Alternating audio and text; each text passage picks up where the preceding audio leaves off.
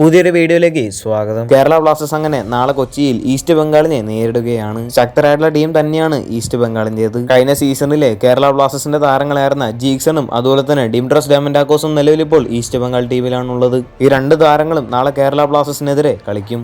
എന്നാൽ കേരള ബ്ലാസ്റ്റേഴ്സിനെ സംബന്ധിച്ച് തിരിച്ചടി നൽകുന്ന ഒരു വാർത്തയാണ് നിലവിലിപ്പോൾ പുറത്തു വന്നിരിക്കുന്നത്. കേരള ബ്ലാസ്റ്റേഴ്സിന്റെ ക്യാപ്റ്റനായിട്ടുള്ള അഡ്രിയൻ ലൂണ നാളത്തെ മത്സരത്തിൽ കളിച്ചേക്കുമെന്ന തരത്തിലുള്ള വാർത്തകളൊക്കെയായിരുന്നു നേരത്തെ പുറത്തു വന്നിരുന്നത്. എന്നാൽ നിലവിൽ വരുന്ന വാർത്തകൾ കേരള ബ്ലാസ്റ്റേഴ്സ് ഫാൻസിന് നിരാശ നൽകുന്നതാണ്. ബ്ലാസ്റ്റേഴ്സ് കോച്ച് വ്യക്തമാക്കുന്ന അനുസരിച്ച് നാളത്തെ മത്സരത്തിൽ അഡ്രിയൻ ലൂണ കളിക്കാനുള്ള ചാൻസ് വളരെ കുറവാണ്. കോച്ച് പറയുന്നത് ഇങ്ങനെയാണ്: ലൂണ നിലവിലിപ്പോൾ ഓക്കെയാണ്, എന്നാൽ പോലും താരം ഫുള്ളി റിക്കവേർഡ് ആയിട്ടില്ല.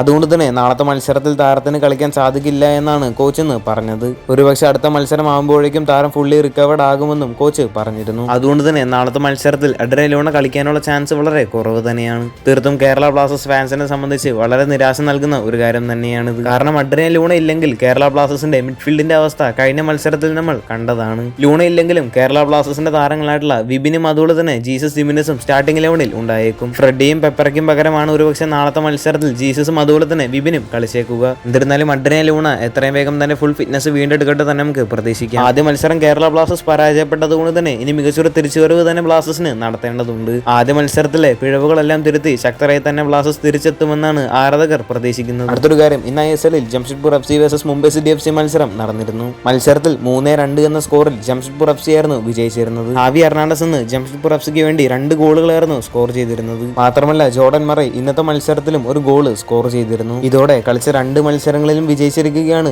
ജംഷഡ്പൂർ FC. കൂടുതൽ ISL-ഉമായിട്ടും കേരള ബ്ലാസ്റ്റേഴ്സുമായിട്ട് ബന്ധപ്പെട്ട വാർത്തകളൊക്കെ അറിഞ്ഞായിട്ട് ചാനൽ സബ്സ്ക്രൈബ് ചെയ്യുക. അടുത്തുള്ള ബെല്ലൈക്കൺ ഓൾ ഓപ്ഷൻ ചെയ്യാൻ മറക്കരുത്. അടുത്തൊരു വീഡിയോ ആയിട്ട് നമുക്ക് വീണ്ടും കാണാം.